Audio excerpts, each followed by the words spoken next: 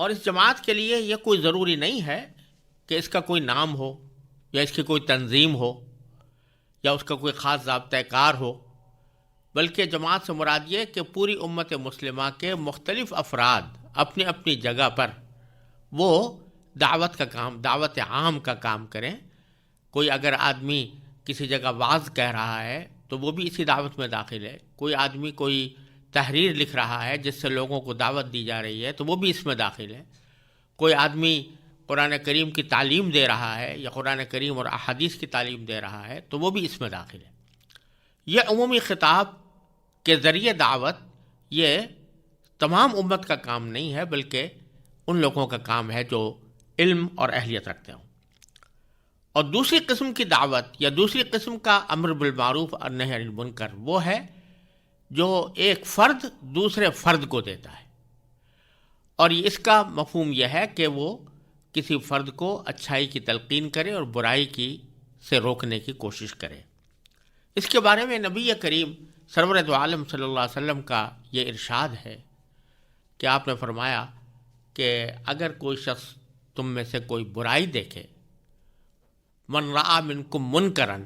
جب تم میں سے کوئی شخص کسی جگہ کوئی برائی ہوتے ہوئے دیکھے، فلیغیرہ بیدہ، تو پہلا مرحلہ یہ ہے کہ اس کو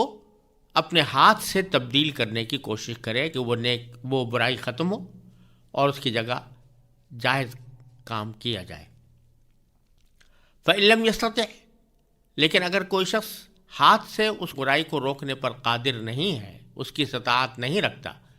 تو پھر وہ فبلسانی، وہ اپنی زبان سے اس کو روکنے کی کوشش کرے۔ وإن لم يستطع، اور اگر کسی جگہ اس کو زبان سے اس برائی کو روکنے کی بھی طاقت نہیں ہوئے تو کم از کم فبقلبہ، تو وہ اپنے قلب ہی کے ذریعے، یعنی اس دل کے ذریعے اس سے نفرت کر کے، اس برائی کو برا سمجھ کر اس سے اللہ تعالیٰ کی پناہ مانگے۔ وذالک اضعف الایمان، اور فرمایا کہ یہ ایمان کا سب سے کمزور حصہ ہے کہ آدمی نہ ہاتھ سے روک سکتا ہے برائی کو، نہ زبان سے روکنے پر قادر ہے۔ ایسی صورت میں کم از کم اتنا ہے کہ دل میں اس کو برا سمجھتا رہے۔ ان میں 3 درجات رسول کریم صلی اللہ علیہ وسلم نے بیان فرمائے ہیں۔ پہلا، برائی کو ہاتھ سے روکنا۔ اس کی تفسیر دوسری احادیث اور دوسری نصوص کے روشنی میں یہ ہے کہ یہ ہاتھ سے روکنا اس شخص کا کام ہے جس کا کہیں پر اقتدار ہو۔ مثلا کوئی حاکم ہے، وہ اس کا یہ فرض ہے کہ اگر اپنے دائرہ اقتدار میں وہ کوئی برائی ہوتے ہوئے دیکھ رہا ہے تو اس کو اپنے ہاتھ سے روکے، قوت سے روکے۔ اسی طرح اگر کوئی شخص کسی ادارے کا سربراہ ہے تو اس ادارے میں اس کو اقتدار حاصل ہے، اس ادارے کے اندر اگر کوئی برائی ہوتا ہوا دیکھتا ہے تو اس کا فرض ہے کہ وہ اپنے ہاتھ سے اس کو روکے۔ اسی طرح اگر کوئی شخص اپنے خاندان کا سربراہ ہے اور اپنے خاندان کے اندر کوئی برائی دیکھتا ہے تو اس کا فرض ہے کہ اس کو ہاتھ سے روکے۔ یہ ہاتھ سے روکنا اسی شخص کے لیے فرض ہے کہ جو اقتدار رکھتا ہو، خواہ وہ اقتدار عام نوعیت کا ہو یا کسی خاص حلقے میں ہو۔ لیکن عام آدمیوں کا کام یہ نہیں ہے کہ وہ برائی کو ہاتھ سے روکیں، کیونکہ اگر ہر آدمی یہ کام کرنا شروع کر دے گا تو اس سے معاشرے کے اندر فساد پھیلتا ہے۔ لیکن دوسرا درجہ یعنی فإن لم يستطع فبلسانہ، کہ اگر ہاتھ سے روکنے پر قدرت نہیں ہے تو پھر اپنی زبان سے روکے، یعنی زبان سے اس شخص کو جو کسی برائی کا ارتکاب کر رہا ہے، زبان سے اس کو کہے کہ یہ برا کام ہے، تمہارے لیے یہ کام جائز نہیں ہے اور اس کے نتائج خطرناک ہیں، یہ بات اس زبان سے کہے۔ یہ زبان سے کہنا اگر یہ امید ہو کہ جس شخص کو میں زبان سے کسی برائی سے روکوں گا تو غالب گمان یہ ہے کہ وہ اس سے رک جائے گا، تو ایسی صورت میں زبان سے کہنا فرض ہے۔ اگر کوئی شخص ایسے موقع پر نہیں کہے گا تو وہ ایسے ہی گناہ گار ہوگا جیسے کوئی شخص نماز چھوڑنے سے گناہ گار ہوتا ہے۔ اور اگر یہ خیال ہو کہ میں کہوں گا تو صحیح لیکن یہ مانے گا نہیں، تو اس صورت میں اس کو زبان سے کہنا فرض نہیں ہوتا، لیکن پھر بھی مستحب ہے، بہتر ہے اپنے طور پر اس کو سمجھا دے، اس کو پیمائش کر دے۔ اسی طرح اگر زبان سے کہنے کے نتیجے میں اندیشہ ہو کہ میری جان کو یا میرے مال کو یا میری آبرو کو کوئی بڑا نقصان پہنچے گا، تو اس صورت میں بھی یہ فریضہ فرض نہیں رہتا، لیکن اگر کوئی شخص برداشت کر سکے اس تکلیف کو جو اس کو پہنچنے والی ہے تو اس کے اوپر اس کو اجر ملے گا انشاءاللہ۔ اگر اس کی بھی استطاعت نہیں ہے، یعنی استطاعت نہ ہونے کے معنی یہ کہ میں کہہ تو دوں گا، حق بات واضح کر دوں گا، لیکن اس کے نتیجے میں مجھے ناقابل برداشت تکلیف اٹھانی پڑے گی، تو اس صورت میں حدیث میں فرمایا فبی قلبہ، یعنی کم از کم یہ کرے کہ وہ اپنے دل میں اس کو برا سمجھتا رہے۔ اور دل میں برا سمجھنے کا ایک حصہ یہ بھی ہے کہ اللہ تعالیٰ سے دعا کرے کہ یا اللہ اس برائی کو ہمارے معاشرے سے ختم فرما دیجیے۔ اور بعض علماء کرام نے ایک نقطہ یہاں پر بیان فرمایا ہے کہ جب اس حدیث میں رسول کریم صلی اللہ علیہ وسلم نے فرمایا تھا کہ من رأى منکم منکرا فلیغیرہ بیدہ، کہ جب تم میں سے کوئی برائی دیکھے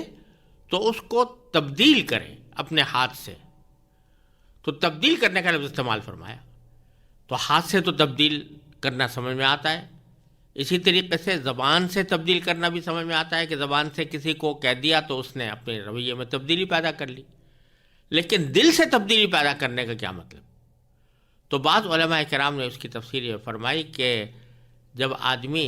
کسی عمل کو برا سمجھے گا اور اس برائی کی طرف سے اس کے دل میں کڑھن پیدا ہوگی اور وہ کڑھن مسلسل اس کو بے چین رکھے گی، تو ایک وقت ایسا آ سکتا ہے کہ اس کی یہ بے چینی کسی وقت میں لوگوں کے اوپر اثر انداز ہو جائے اور اس وقت میں اس کو قوت حاصل ہو اور زبان سے وہ اس کو روک دے اور بالآخر تبدیلی آ جائے۔ تو کڑھن پیدا کرنا برائی کے اوپر یہ بھی ایک فریضہ ہے انسان کے ذمے۔ اسی لیے حدیث میں یہ واقعہ آتا ہے کہ رسول کریم صلی اللہ علیہ وسلم نے فرمایا کہ ایک معاشرے میں برائیاں پھیلی ہوئی تھیں، تو حضرت جبریل علیہ الصلاۃ والسلام کو اللہ تعالیٰ نے اس معاشرے پر عذاب نازل کرنے کے لیے بھیجا۔ تو جب وہ اس بات پر مامور کیے گئے تو انہوں نے کہا کہ یا اللہ، اس معاشرے کے اندر ایک شخص ایسا بھی ہے کہ جس نے پلک جھپکنے کی حد تک بھی اس نے کبھی آپ کی نافرمانی نہیں کی، تو اس لیے پورے اگر معاشرے کو یا پوری بستی کو عذاب نازل ہوگا تو اس پر بھی عذاب ہوگا، حالانکہ وہ نافرمان نہیں ہے۔ تو اللہ تبارک و تعالی نے جواب میں فرمایا کہ تم جا کر عذاب نازل کرو اس پر بھی اور تمام لوگوں پر بھی، اس لیے کہ وہ اگرچہ خود تو نیک تھا لیکن کبھی اس کے چہرے پر شکن نہیں آئی کسی برائی کو دیکھ کر، اور کبھی اس کے اندر تغیر پیدا نہیں ہوا، اس نفرت پیدا نہیں ہوئی، تو اس لیے اس کے اوپر بھی عذاب نازل ہوگا۔ تو معلوم ہوا کہ اگر فرض کریں کہ کسی موقع پر ہاتھ سے یا زبان سے برائی کو روکنے کی طاقت نہیں ہے، تب بھی دل میں ایک کڑھن اور دل میں ایک اس کی نفرت اس درجہ ہونی چاہیے کہ وہ کسی نہ کسی وقت اپنا رنگ لے آئے اور لوگوں کے حالات میں تبدیلی پیدا کر دے۔ اس لیے اس قسم کا امر بالمعروف اور نہی عن المنکر ہر مسلمان کی ذمہ داری ہے اور اس کو اس کا اہتمام کرنا چاہیے۔ بہت سے معاشروں میں برائیاں پیدا ہوتی رہتی ہیں اور لوگ نہ صرف یہ کہ ان کو روکتے نہیں بلکہ اس کے اوپر ناگواری کا بھی اظہار نہیں کرتے، تو اللہ بچائے یہ اس حدیث کی وعید میں داخل ہوتے ہیں۔ تو اللہ تبارک و تعالی نے یہاں اس امت کو بہترین امت اس لیے بیان فرمایا کہ اس کو تمام انسانیت کے فائدے کے لیے اللہ تبارک و تعالی نے بھیجا ہے، اور فائدہ یہی ہے کہ وہ لوگوں کو برائی سے روکتی ہے اور اچھائی کی تلقین کرتی ہے۔ پھر آگے اللہ تبارک و تعالی نے فرمایا وَلَوْ آمَنَ أَهْلُ الْكِتَابِ لَكَانَ خَيْرًا لَهُمْ،